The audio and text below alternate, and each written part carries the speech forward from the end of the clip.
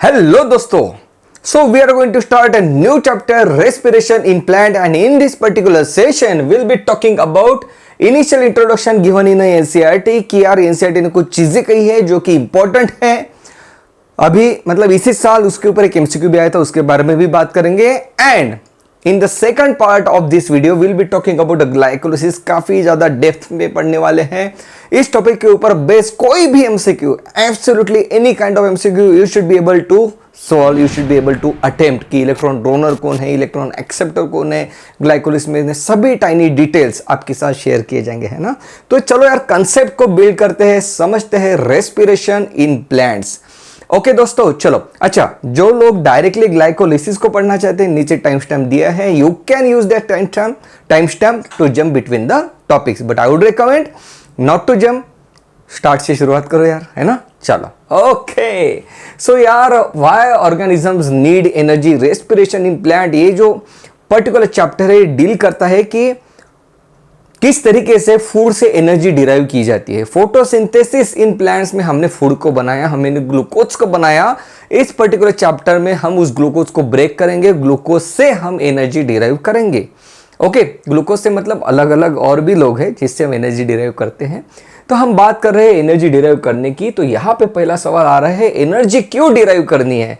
तो सबसे पहले एब्जॉर्प्शन के लिए चीज़ों का एब्जॉर्प्शन करना पड़ता है प्लांट को. तो भाई उनको एटीपी तो चाहिए. किसका एब्जॉर्प्शन है, क्या मिनरल का एब्जॉर्प्शन एटीपी डिपेंडेंट है. मैं कहूँगा हाँ, yes. So mineral absorption is a active process. This is the example. For example mineral absorption. Transport के लिए चीज़ों को अगर ट्रांसपोर्ट करना है तो आपको एनर्जी चाहिए. जैसे सोडियम पोटेशियम की मूवमेंट करना है आपको न्यूरॉन्स में, राइट. सोडियम अंदर आ जाते हैं, पोटेशियम बाहर जाते हैं, जिससे तो हम कहते हैं कि इलेक्ट्रॉन की नर्व इम्पल्स की मतलब न्यूरॉन की पोलैरिटी चेंज होना. तो ये जो पंप वहाँ पे एक्ट करते हैं, तो कुछ वहाँ पे पंप जो है एटीपी डिपेंडेंट है, वहाँ पे एनर्जी लगती है. मूवमेंट के लिए यार, ये जो मूवमेंट हो रही है उसके लिए भी एनर्जी चाहिए, रिप्रोडक्शन के लिए एनर्जी चाहिए. So for variety of purpose we need energy.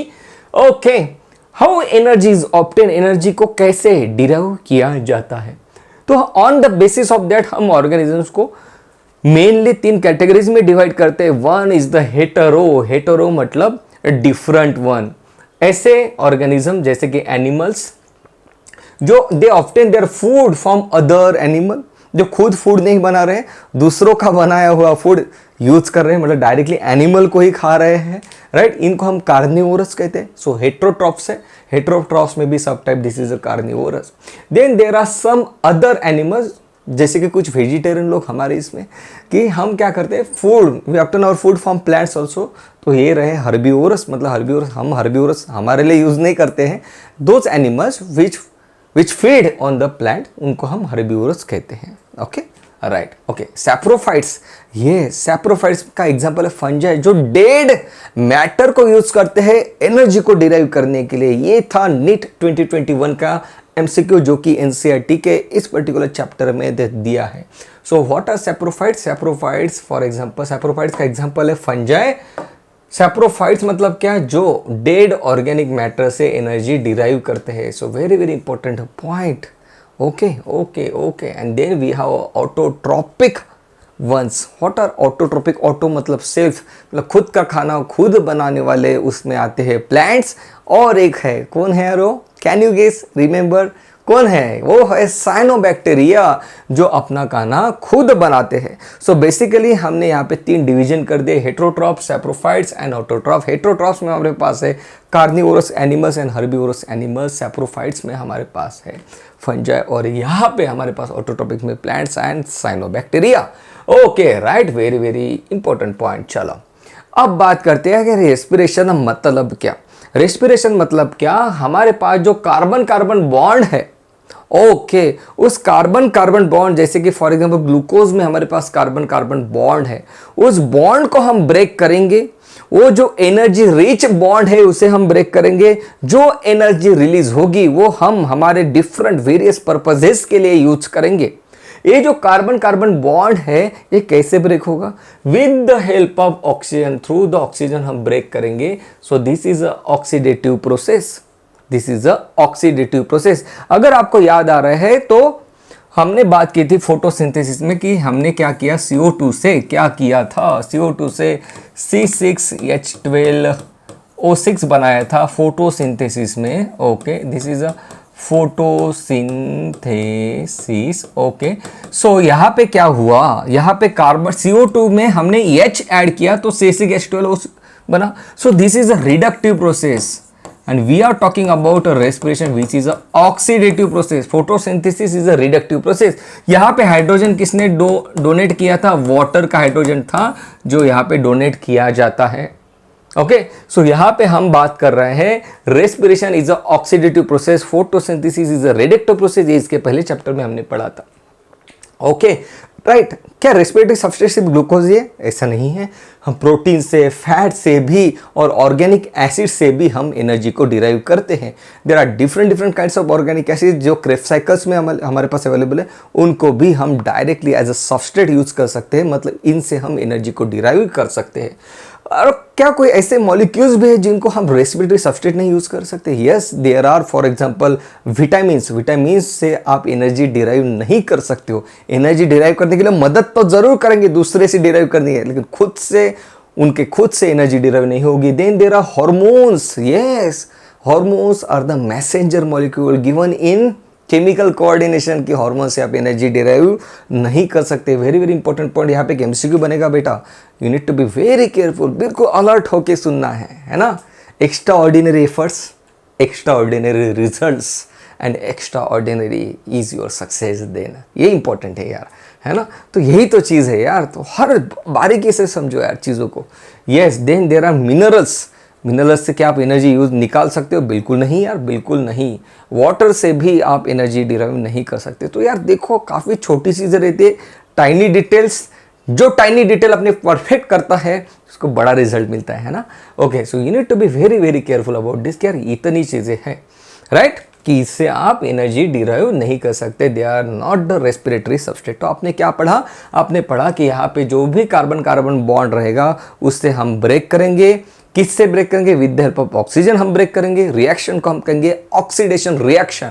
Okay, right, yes. So ये रही हमारी प्रोसेस। C6H12O6 प्लस 6O2 को हम यूज करेंगे। हमारे पास कार्बन डाइऑक्साइड रिलीज होगा जो हम रिलीज करते हैं। ये रिएक्शन प्लांट में भी होगी, ओके, एनिमल में भी होगी। ओके, रेस्पिरेशन, H2O यहाँ पे बनेगा, एनर्जी बन जाएगी। Okay, right.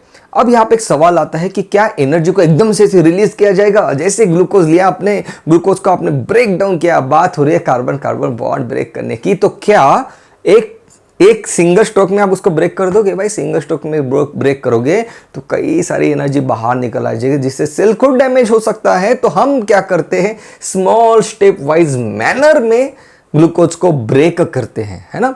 और छोटे छोटे एनर्जी मॉलिक्यूल्स जिसको हम ATP कहते हैं, इन द फॉर्म ऑफ ATP, उस एनर्जी को हम स्टोर करते हैं। Energy is trapped in the form of ATP and note here also in the form of NADH and FADH2. These are also a energy rich molecule. I will show you this particular sentence in the NCERT, है ना। एक बार community post में MCQ पूछा था कि क्या energy molecule कौन है, सब लोगों ने कहा ATP है। भाई NADH भी है, FADH2 भी है, इनके पास इलेक्ट्रॉन्स है। These are also energy rich molecules. You need to be careful about it. Okay, given in NCERT, I will show it to you.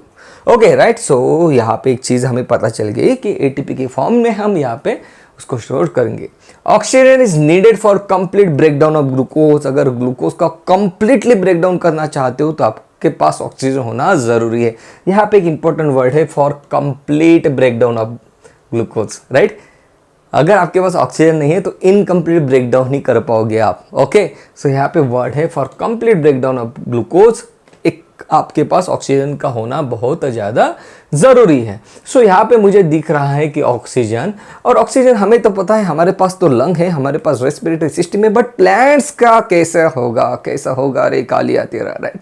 Plants के पास ऑक्सीजन कहाँ से आता है? तो प्लांट्स के पास कौन है यार? ह्यूमंस के पास तो लंग्स है, तो प्लांट्स के पास यहाँ पे कौन है? Can you see here, this is the leaf and leaf is having a tiny opening called as stomata. Stoma मतलब ओपनिंग, तो स्टोमा छोटे छोटे ओपनिंग्स रहते हैं जिसको हम स्टोमा कहते हैं, जहाँ से ऑक्सीजन एंटर कर जाता है। Very important point. Energy required is less, so no specific organ is required. इनके पास स्टोमेटा है, ओके, स्टोमेटा के थ्रू प्लांट के लीफ में ऑक्सीजन की एंट्री हो जाएगी। अब इनके पास एनर्जी की रिक्वायरमेंट कम है, क्योंकि इनको नीड के लिए अपेयर नहीं करना है, एनर्जी कम लगेगी। इनको एक जगह से दूसरी जगह नहीं जाना है, एनर्जी कम लगेगी। ना कोई झंझट, ना कोई ये सिंपल लाइफ चल रही है उनकी, तो उनकी एनर्जी कम है। जो एनर्जी कम चाहिए तो इसके लिए ऑक्सीजन के रिक्वायरमेंट के लिए उनके पास कोई ऑर्गन नहीं है। स्टोमेटा बेचारे जो प्लांट है अपने, उन्होंने स्टोमेटा लगा दिया, वहां से ऑक्सीजन अंदर आ जाएगा, जो कि इनके लिए सफिशिएंट है। ओके, तो यहाँ पे यार मुझे बताओ, लीफ में तो स्टोमेटा है, बस स्टेम का क्या होगा भाई? क्या स्टेम को भी तो रेस्पिरेशन करना है। हर एक सेल जो जिंदा रहना चाहता है उसको एनर्जी की जरूरत है। तो स्टेम, प्लांट का जो स्टेम है, जो रूट है, उसका क्या होगा? स्टेम के बारे में पहले बात करते हैं कि क्या स्टेम के पास ऑक्सीजन कैसे जाएगा। क्या स्टेम के पास टोमेटा होते हैं? क्या स्टेम के पास टोमेटो होते हैं? अगर पता है तो मुझे कमेंट में जरूर बताना। स्टेम के पास लेंटिसल होते हैं, ये तो मुझे पता है। टोमेटो के बारे में आप बताना कि होते हैं क्या। तो यहाँ पे क्या होता है, स्टेम के पास लेंटिसल्स होते हैं। बात करेंगे एनाटॉमी फ्लावरिंग प्लांट्स में सेकेंडरी ग्रोथ में लेंटिसल्स का फॉर्मेशन होता है। What are lenticels? लेंटिसल्स मतलब क्या? ये रहा स्टेम, इसकी जब ग्रोथ हो जाती है ना, तो यहाँ पे ये हल्का सा ब्रेक होते हुए जाता है, स्मॉल ओपनिंग यहाँ पे बन जाती है, जिसे हम लेंटिसल्स कहते हैं। लेंटिसल्स के थ्रू स्टेम के अंदर ऑक्सीजन एंटर कर जाता है और फिर थ्रू द डिफ्यूजन एक सेल से दूसरे सेल के पास गैस को भेज दिया जाता है। And let me tell you one important sentence from the transport in flowering plants कि diffusion is the only mean of transport for the gaseous exchange. Very very important point. किसी भी gas को transport करने के लिए आप energy को कभी यूज नहीं करते हो, थ्रू सिंपल डिफ्यूजन ही गैसेस ट्रांसफर होते हैं। Very very important point. Okay, so यहाँ पे आपने वो पॉइंट भी नोट कर लिया, आपने ये नोट कर लिया कि स्टेम के पास लेंटिसल होते हैं, स्टोमेटा होते हैं कि नहीं होते, आप मुझे कमेंट में बताने वाले हो। क्या रूट के पास कैसे जाएगा यार ऑक्सीजन? रूट तो जमीन के अंदर है भाई, फिर रूट के पास कैसे जाएगा? जाता है। ओके, रूट के पास लेंटिसल्स रहते हैं यार। देखो, ये छोटे छोटे पॉइंट नोट करते हुए आप पे आगे बढ़ते हुए जाना है आपने। तो जब आप वीडियो देख रहे हो तो आपके पास आपके नोट्स होने चाहिए, उसमें आप इमीडिएटली नोट करते हुए आपको आगे बढ़ना है कि रूट के पास भी लेंटिसल्स होते हैं, रूट में भी सेकेंडरी ग्रोथ होती है, वहां पे भी लेंटिसल्स होते हैं। ओके, स्मॉल ओपनिंग रहते हैं रूट में, जहां से ऑक्सीजन एंटर करेगा। राइट, आपने देखा होगा कि कभी कभी आपने बहुत सारा पानी डाल दिया, राइट, प्लांट के रूट को, तो वाटर क्लॉगिंग हो जाता है। मतलब इतना ज्यादा पानी डाल दिया कि बेचारा ऑक्सीजन, यार ऐसे पानी से थोड़ी ना वो ऑक्सीजन को डिराइव करेगा प्लांट, है ना, तो वो ऑक्सीजन को ले नहीं पाता है, जिसके वजह से उस प्लांट की डेथ हो जाती है फिर। Okay, it is why that happens, क्योंकि वाटर क्लॉगिंग की वजह से वो होता है। रूट के बाहर आपने इतना ज़्यादा पानी डाल दिया कि रूट पानी को, मतलब रूट ऑक्सीजन को अब ले नहीं पा रहा, इसलिए उसकी डेथ हो जाती है। चलो, ये चीज़ हो गई क्लियर कि प्लांट के पास ऑर्गन क्यों नहीं है, उनकी डिमांड कम है, उनके पास टोमेटा है, उनके पास लेंटिसल्स है। ओके, यहाँ पे एक चीज़ और भी कही है, कहा है एनसीईआरटी ने कहा है कि जो स्टेम रहता है उसमें जो, यार ये जो बात है ना, ये एनाटॉमी फ्लावरिंग प्लांट्स में आपको समझ में आएगी कि जो इनर मोस्ट पार्ट रहता है जाइलम का, वो डेड हो जाता है। इसलिए स्टेम का जो मोस्ट ऑफ द पार्ट है, जो इनर मोस्ट पार्ट है, वो तो डेड है। इसलिए एनसीईआरटी का कहना है कि प्लांट की रिक्वायरमेंट कम है यार, है ना, प्लांट की ऑक्सीजन के लिए रिक्वायरमेंट कम है, ऐसी बात कही है। Okay, right, very good. Plant do not need respiratory organ because leaf, root and stem take care of their own need. बिल्कुल सही बात, अपना अपना ऑक्सीजन खुद ले रहे हैं। Okay, right. Photosynthesis produces oxygen. जो फोटोसिंथेसिस होता है वहां पे भी तो ऑक्सीजन बन रहा था कि नहीं बन रहा था? फोटोलिसिस हो रहा था वाटर का, है ना, और वाटर स्प्लिट हो जा रहा था, ऑक्सीजन बन रहा था। उसी ऑक्सीजन को आप ग्लूकोज को ब्रेक डाउन करने के लिए यूज कर सकते हो। Yes, for gaseous exchange leaves have stomata and stems and roots have lenticels. Very good. Okay, plants have less need of oxygen as compare to animal. Very very important point. Okay, right. So यहाँ तक भी हमने देख लिया है कि क्या क्या चीज़ है, किस तरीके से ब्रेक डाउन किया जाता है, ये सब एनसीईआरटी के पॉइंट्स है। नाउ ये रहा ग्लूकोज। ग्लूकोज को अब हम ब्रेक डाउन करने के लिए तैयार है। ग्लूकोज को मेनली 2 स्टेप में ब्रेक डाउन किया जाता है। सबसे पहले ग्लूकोज से पायरुविक एसिड बनेगा, पायरुविक एसिड को हम फर्दर ब्रेक डाउन कर देंगे तो हमारे पास कार्बन डाइऑक्साइड रिलीज हो जाएगा। ये जो फर्स्ट स्टेप है इसे कहते हैं इनकम्प्लीट ऑक्सीडेशन। जिन लोगों के पास ऑक्सीजन है वो इस पायरुविक एसिड को फर्दर ब्रेक डाउन कर देंगे और कार्बन डाइऑक्साइड आगे रिलीज हो जाएगा। अगर यहाँ पे स्टेप कंप्लीट हुई तो हम कहेंगे this is the complete oxidation. अगर सिर्फ ग्लूकोज से पायरुविक एसिड बना, मतलब हल्का सा ही आपने ब्रेक किया, तो उसे हम इनकम्प्लीट ऑक्सीडेशन कहेंगे। So respiration is a oxidative process. Yes, enzyme dependent process है। It is a catabolic process. वहां पे चीजों को क्या होता है, डिस्ट्रॉय किया जाता है, ब्रेक डाउन किया जाता है। फोटोसिंथेसिस को हमने पढ़ा था, it is a anabolic, that is a constructive process. This is a exothermic process, यहाँ पे एनर्जी रिलीज होती है। फोटोसिंथेसिस कैसी प्रोसेस थी, एंडरगोनिक फोटोसिंथेसिस प्रोसेस थी। लाइट एनर्जी को हम यूज कर रहे थे। Photosynthesis is a endergonic process, जबकि respiration is a exothermic process. Energy release is stored in the form of ATP and NADH, right. Very good. So सबसे पहले हम ब्रेक डाउन करने वाले हैं ग्लूकोज को, पहली स्टेप परफॉर्म करने वाले हैं जहां पे हम ग्लूकोज को ब्रेक डाउन करेंगे इनटू द पायरुविक एसिड। ये रहा सेल और ये रहा सेल का साइटोप्लाज्म। यहां पे ग्लूकोज का ब्रेकडाउन होगा पायरुविक एसिड में। पायरुविक एसिड को फिर हम बाद में माइटोकॉन्ड्रिया में भेज देंगे, राइट। माइटोकॉन्ड्रियल मैट्रिक्स में यहां पे एक चीज होगी, कनेक्टिंग लिंक हम उसे कहते हैं, और फिर यहां पे एक इलेक्ट्रॉन ट्रांसपोर्ट चेन के थ्रू हम एनर्जी डिराइव करने वाले हैं। ये था हमारा ओवरऑल पिक्चर इस चैप्टर को लेके, right. Okay, so are you ready for this particular step, that is glucose is going to break into pyruvic acid through the glycolysis reaction? Okay, right. तो हम ये अब देखने वाले हैं. So there are total 3 forms of glucose. One, glucose is synthesized, मतलब food it is synthesized in the form of glucose, right? Transported in the form of sucrose, food का transport sucrose के फॉर्म में करते हैं plants, और plants glucose को इन the form of starch store करते हैं. ऐसा क्यों करते हैं, ट्रांसपोर्ट इन प्लांट्स के बारे में बात करेंगे तब. चलो नाउ लेट्स स्टार्ट ग्लाइकोलिसिस. अब प्लांट ने कहा, आपने कहा, आपके बॉडी के हर सेल ने कहा कि भाई ग्लूकोज से एनर्जी डिराइव करनी है, तो सबसे पहले यहाँ पे ग्लूकोज जो है सेल के अंदर लाया जाएगा. आपको पता ही होगा कि ग्लूकोज की एंट्री सेल के अंदर करनी है तो यहाँ पे राइट ह्यूमन सेल में इंसुलिन रिसेप्टर रहते हैं जो कि ग्लूकोज के लेवल को मॉनिटर करते हैं. चलो ठीक है, ग्लूकोज इंसुलिन के थ्रू सेल के अंदर आ गया. प्लांट में ऐसी कोई ज़रूरत नहीं है, वहाँ पे इतना स्ट्रिक्ट रेगुलेशन नहीं है ग्लूकोज के लेके, एनिमल सेल में.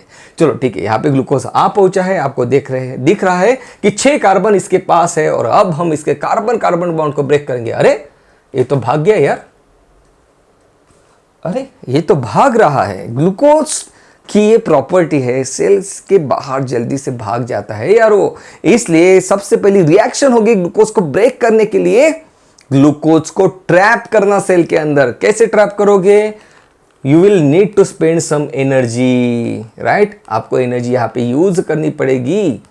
ओके, सो हम यहाँ पे एनर्जी यूज करेंगे. सो सबसे पहली रिएक्शन जो होती है ग्लाइकोलिसिस में, ग्लाइकोस मतलब ग्लूकोज, लाइसिस मतलब ब्रेक डाउन करना.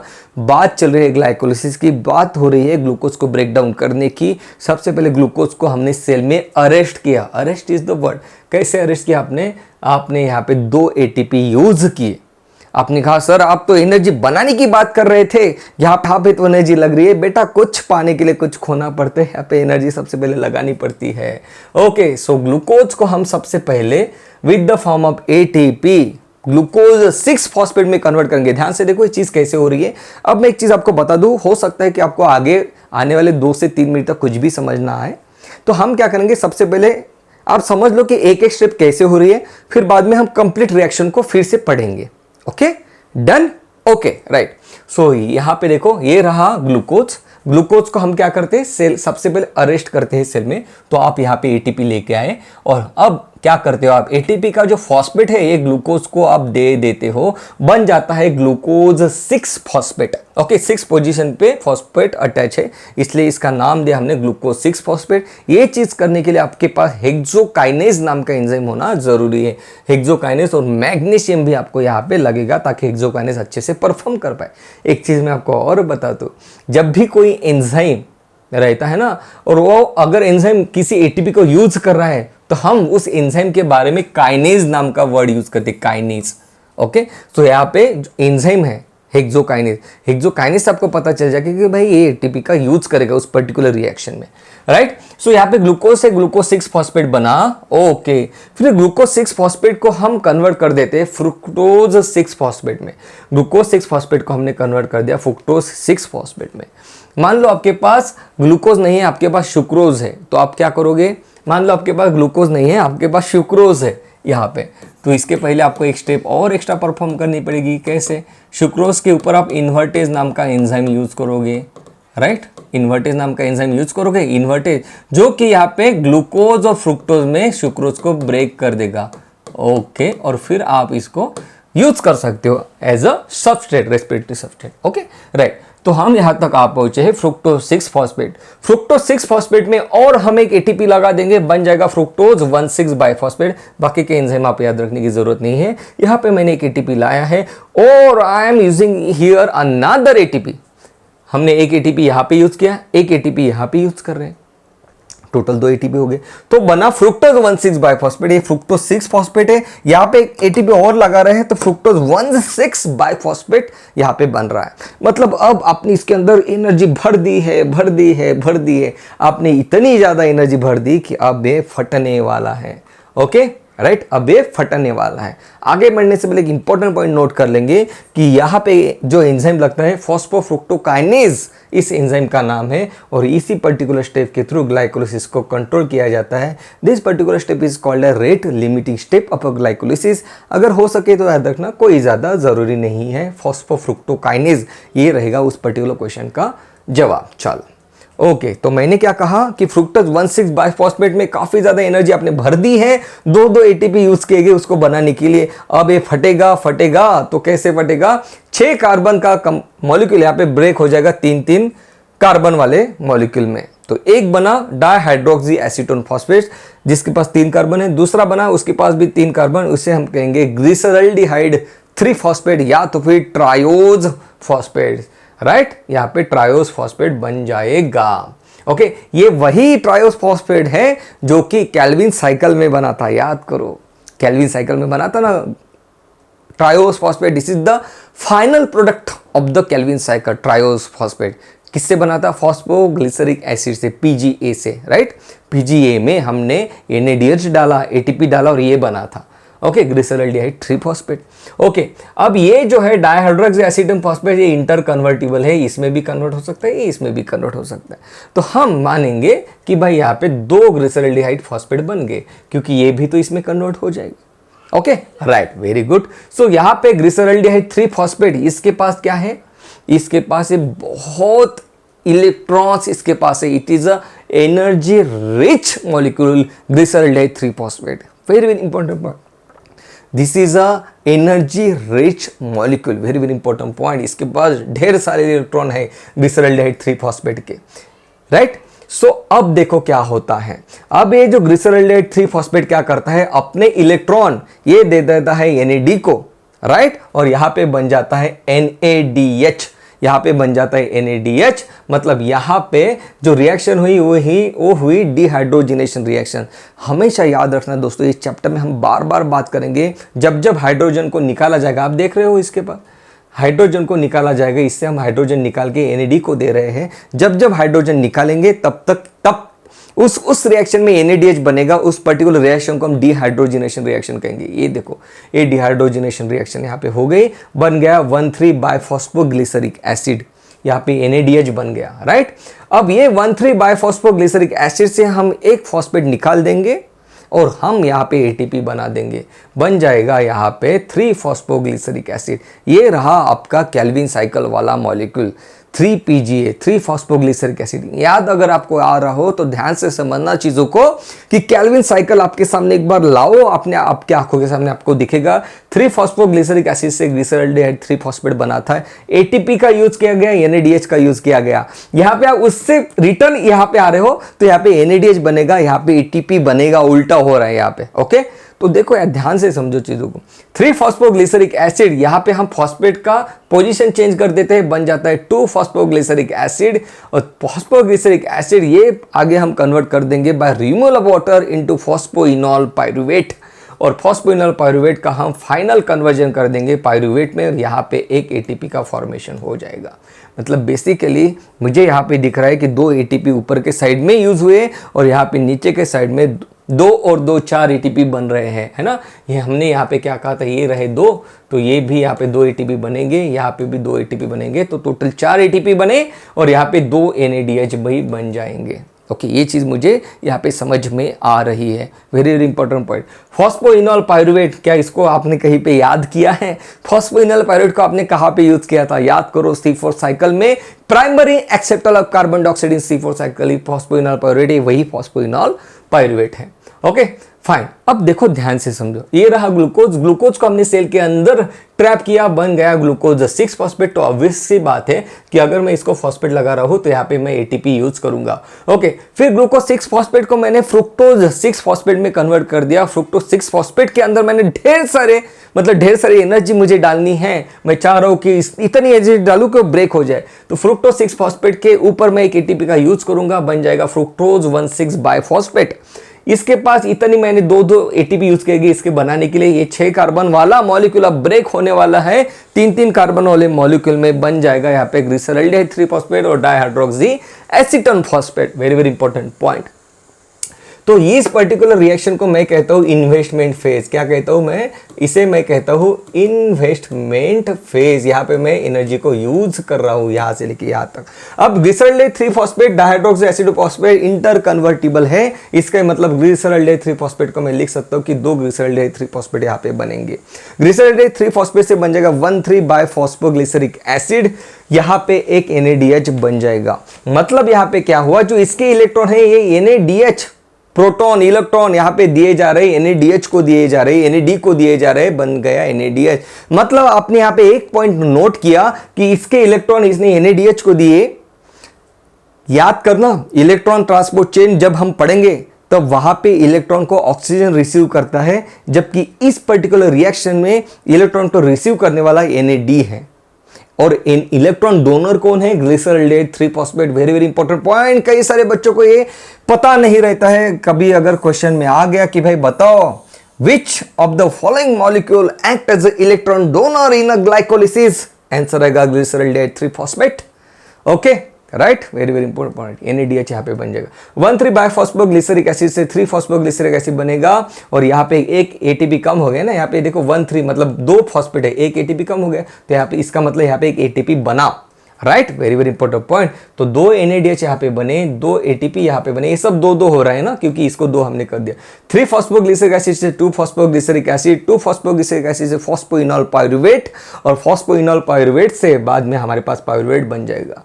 आगे बढ़ने से पहले हम यहाँ पे नोट करेंगे कि यहाँ पे ये रिएक्शन 1, 2 और लास्ट 10 नंबर की ये तीनों रिएक्शन ये इरिवर्सिबल है। कैन यू सी हियर, यहाँ पे सिंगल डायरेक्शन में एरो है, जबकि यहाँ पे डबल डायरेक्शन में एरो है। मतलब बाकी की सभी स्टेप्स रिवर्सिबल है, जबकि ये जो 3 स्टेप है, first, third and the last one, ये इरिवर्सिबल स्टेप है। ये जो रिएक्शन हमें यहाँ पे दिखाई दे रही है, इसे हम कहते हैं कि भाई ये यहाँ पे इन्वेस्टमेंट किया तो यहाँ पे आपको इन्वेस्टमेंट का रिटर्न मिल गया है ना। पे ऑफ फेज हम इसे कहेंगे। पे ऑफ फेज मतलब जो आपने ATP ऊपर लगाए थे, ATP आपने 2 ATP ऊपर लगाए, एक ATP यहाँ पे, एक ATP यहाँ पे, तो आपको 4 ATP मिले। राइट, टोटल ATP कितने हो गए? 4। 2 ये और 2 ये, 4 ATP। अगर नेट गेन पूछा जाए तो आप बोलोगे 2 ATP, 4 - 2, 2 ATP नेट गेन हो गया। सिर्फ आपको पूछा जाए कि कितने ATP बने हैं तो आपको बताया जाएगा कि भाई 2 ATP। उसमें कोई कंफ्यूजन की बात नहीं है। उस तरीके से उस पर्टिकुलर MCQ को डिजाइन किया जाएगा। Right, fine, very good. So reversible step आपने नोट कर लिए। आपने ये नोट करना है कि ये जो ATP यहाँ पे बन रहा है इसे हम कहते हैं substrate level phosphorylation. Substrate level phosphorylation मतलब क्या? बॉडी में कुछ ATP इलेक्ट्रॉन ट्रांसपोर्ट चेन में बनते हैं। जब हम बात करेंगे इलेक्ट्रॉन ट्रांसपोर्ट चेन की तब हम उसके बारे में बात करेंगे। यहाँ पे क्या होता है, यहाँ पे डायरेक्टली ATP बन रही है। जब ATP डायरेक्टली बनते हैं, मैं बहुत सिंपल डेफिनेशन बता रहा हूँ, डिटेल में मैं जाने वाला हूँ जब हम इलेक्ट्रॉन ट्रांसपोर्ट चेन की बात करेंगे। यहाँ पे इतना याद रखना, अगर डायरेक्ट ATP बन रहे हैं तो उसे हम कहते हैं सबस्ट्रेट लेवल फॉस्फोराइलेशन। और आपके ये टिप ऑफ द टंग होनी चाहिए कि कहाँ पे सबस्ट्रेट लेवल फॉस्फोराइलेशन होता है। और इसको याद रखने का बिल्कुल सिंपल सा तरीका है, कोई उसमें कंफ्यूजन की बात नहीं है। किस तरीके से याद रख सकते हो? मान लो आप भूल गए कि ATP कहाँ पे बन रहा है, तो देखो आप ऐसे रिएक्शन देखोगे 1,3 बाइफॉस्फोग्लिसरिक एसिड, 3 फॉस्फोग्लिसरिक एसिड, तो आपको पता चल जाएगा कि भाई यहाँ पे एक ATP कम हो रहा है। मतलब यहाँ पे एक ATP, यहाँ पे एक फॉस्फेट कम हुआ ना यार। यहाँ पे 1,3 बाइफॉस्फेट, 2 फॉस्फेट है इसके पास, यहाँ पे इसके पास 3 फॉस्फोग्लिसरिक एसिड, बाइफॉस्फोन, यहाँ पे 3 फॉस्फोग्लिसरिक एसिड चाहिए। ओके, 3 फॉस्फोग्लिसरिक एसिड, तो यहाँ पे एक ही फॉस्फेट है इसके पास, यहाँ पे इसके पास 2 है, मतलब एक फॉस्फेट यहाँ पे कम हो गया। तो एक फॉस्फेट किसको दिया? एटीपी बनाने के लिए लगा दिया। ओके, तो इस तरीके से यहां पे ही सेम आपको दिखेगा। फॉस्फोइनॉल पायरुवेट से पायरुवेट बना, मतलब फॉस्फोइनॉल पायरुवेट से पायरुवेट बना, मतलब फॉस्फेट निकाल दिया ना। पायरुवेट में आपको क्या फॉस्फेट नाम दिख रहा है यहाँ पे? नहीं, मतलब एक फॉस्फेट आपने यहाँ पे निकाल दिया तो एक एटीपी बन गया। इस तरीके से आपको चीजों को पढ़ना है। Okay right, very very important point. चलो, नेट एटीपी गेन 2, क्योंकि 4 तो आपको लग गए। Okay, number of ATP in glycolysis in aerobic respiration, ये हम बात करेंगे। टोटल 8 एटीपी लगते हैं। Number of ATP in glycolysis in anaerobic respiration, yes 2 ही एटीपी, राइट। अनएरोबिक के बारे में हम बात करने वाले। चलो, so what are the important points related with the glycolysis? हम अनएरोबिक की जब बात करेंगे तब इसके पहले के पेज की फिर से डिस्कस करेंगे। सो एम्बेडन, मेयरऑफ और पार्सन, ये जो 3 साइंटिस्ट थे, इन्होंने इस ग्लाइकोलिसिस को ढूंढ के निकाला। Glycolysis is also known as EMP pathway as given in NCERT. Okay, glycolysis takes place in a cytoplasm, बिल्कुल सही बात, साइटोप्लाज्म में होता है। ओके, बिल्कुल सही बात। और इंपॉर्टेंट पॉइंट क्या है? Important point is glycolysis takes place in both aerobic and anaerobic organism. क्या आपने देखा कि कहीं पे ग्लाइकोलिसिस में कहीं पे भी क्या हमने ऑक्सीजन का यूज किया? बिल्कुल नहीं किया। तो ग्लाइकोलिसिस यार एरोबिक अनएरोबिक दोनों ऑर्गेनिज्म में होगी। No CO2 is release during glycolysis, you need to note these points. यहाँ पे बिल्कुल भी CO2 का रिलीज नहीं हुआ है किसी भी स्टेप में। Glycolysis do not need oxygen, oxygen की जरूरत नहीं है ग्लाइकोलिसिस के लिए। And product is the pyruvic acid, 2 NADH और net gain of ATP is 2 ATP। Oxidation in glycolysis, इसे हम इनकम्प्लीट ऑक्सीडेशन कहते हैं, क्योंकि जो आपका प्रोडक्ट बना वो बना पायरुवेट, उसको और भी आप ब्रेक कर सकते हो, लेकिन आपने ब्रेक नहीं किया ग्लाइकोलिसिस में, इसलिए आप कहते हो कि glycolysis is a incomplete oxidative process और रिएक्शन और pathway. Glycolysis do not take place in viruses, तो वायरसेस की एनर्जी कैसे मिलेगी? होस्ट सेल से एनर्जी डायरेक्टली वो यूज करते हैं, वायरसेस में नहीं होता। बाकी सभी ऑर्गेनिज्म में और ग्लाइकोलिसिस होगा। You need to note this, भाई सभी ऑर्गेनिज्म में ग्लाइकोलिसिस होगा, बैक्टीरिया में भी ग्लाइकोलिसिस होगा। ग्लाइकोलिसिस इज एन एम्फीबोलिक पाथवे हम कहते हैं। यहाँ पे चीज हमने देखा कि रिवर्सिबल स्टेप्स है यहाँ पे, मतलब ग्लूकोज को बना भी सकते हो, ग्लूकोज को चाहो तो आप ब्रेक डाउन भी कर सकते हो थ्रू द ग्लाइकोलिसिस पाथवे। क्या ग्लाइकोलिसिस साइकिल है? नहीं, साइकिल तो राउंड रहते हैं। दिस इज अ पाथवे, जिसे हम पाथवे कहते हैं, है ना। Glycolysis take place in all living organism, कितना बड़ा सेंटेंस है ये। ऑल लिविंग ऑर्गेनिज्म, जो बैक्टीरिया आपको दिख रहे हैं, सभी बैक्टीरिया, सभी एनिमल्स, प्लांट्स ग्लाइकोलिसिस का यूज कर रहे हैं, है ना। In glycolysis glyceraldehyde three phosphate act as a electron donor, very very important point, very very important point. Glyceraldehyde three phosphate act as a electron donor, अपना इलेक्ट्रॉन किसे देता है? NADH को, NAD को दे दिया तो बन गया NADH। ओके, NAD को उसने अपने इलेक्ट्रॉन दे दिया तो बन गए NADH। सो ग्लिसरॉल्डेट 3-फॉस्फेट या triose phosphate is a electron donor. कई बार इसके ऊपर MCQ आज पूछ चुके हैं। ओके, यहाँ पे देखो ये जो रिएक्शन है ये अभी हमने देखी, इसके आप हेक्सोकाइनेज, इस एग्जाम को आपने याद रखना है। आपने यहाँ पे एक्सोकाइनेज लिखना है, आपने यहाँ पे मैग्नीशियम भी लिखना है आपके एनसीईआरटी में। ओके राइट, ट्रायोस फॉस्फेट के बाजू में आपने ये भी लिखना है कि this is the final product of a Calvin cycle, ताकि चीजों को आप रिलेट कर पाओ, है ना। This is a final product of a Calvin cycle. अभी के अभी लिखना है, आप कहोगे कि मैं बाद में लिख दूंगा, बाद वाला कभी नहीं आएगा। ओके, साथ में ही आपने क्या लिखना है? आपने लिखना है कि ये जो ट्रायोस फॉस्फेट है, सॉरी ये जो है ना ट्रायोस फॉस्फेट, ये यहाँ पे चाहिए यार। Okay fine. ओके, सो यहाँ पे ये जो ट्रायोस फॉस्फेट है, it act as a electron donor, ये भी आपने यहाँ पे लिखना है, it act as a electron donor. देखो आज चीज़ों का अभी मेहनत लोगे, बाद में टाइम कम लगेगा, मैं बता रहा हूँ आपको। ओके, नाउ यहाँ पे एक सेंटेंस में पढ़ता हूँ, देखो एनसीईआरटी को कितने ध्यान से पढ़ना पड़ता है। देखो एनसीईआरटी ने क्या कहा है, phosphoglyceraldehyde is oxidise and with inorganic phosphate to get converted into biphosphoglyceric acid. The conversion of biphosphoglyceric acid to 3-phosphoglyceric acid. The conversion of, एक मिनट इसे हम इरेज कर देते हैं, the conversion of 1,3-biphosphoglyceric acid to 3-phosphoglyceric acid, देखो क्या लिखा है, to 3 is also an energy yielding process. क्या लिखा है कि भाई conversion of 1,3-biphosphoglyceric acid to 3-phosphoglyceric acid is also an energy yielding. Also क्यों लिखा? सवाल है, ये तो एनर्जी यील्डिंग प्रोसेस हो गई, लेकिन ऑल्सो क्यों लिखा? ऑल्सो इसलिए लिखा क्योंकि इसके पहले की जो स्टेप है ये भी एनर्जी यील्डिंग प्रोसेस है। यहाँ पे NADH बना जो कि एनर्जी रिच मॉलिक्यूल है, ये हमने पढ़ा था।